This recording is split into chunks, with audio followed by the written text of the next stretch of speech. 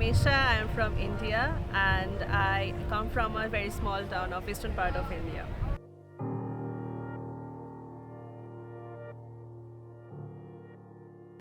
So right now I'm associated with International Forestry Student Association, and most of the work I'm doing in the forestry sector is community engagement and empowerment of the youth and children, and specifically I'm working on the climate education sector.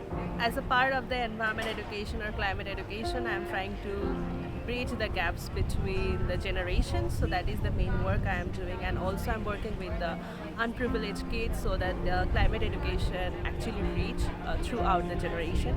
And being forestry a very important part of the generation, and the indigenous community is also very important. That is why I'm trying to create a link among all of this.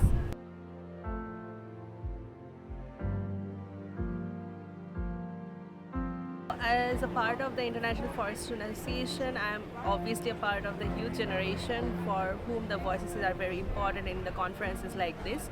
And also, as a part of IFSA, I am the global focal point for UNCCD Youth Constituency, for which I believe, like on the policy level, on the advocacy level, it is important for me to be here. So not only just bringing voices for the policy advocacy, but also bringing the voices of the ground. For both of these reasons, I'm here.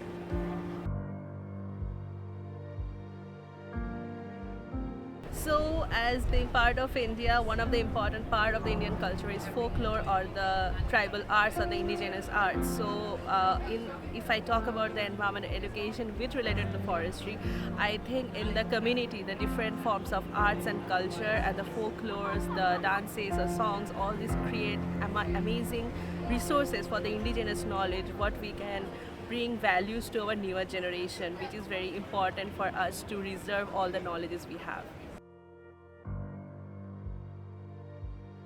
I think the one of the important factor being part of the Asia Pacific region, and especially from a developing country, I feel like equal funding for all the regions are very important.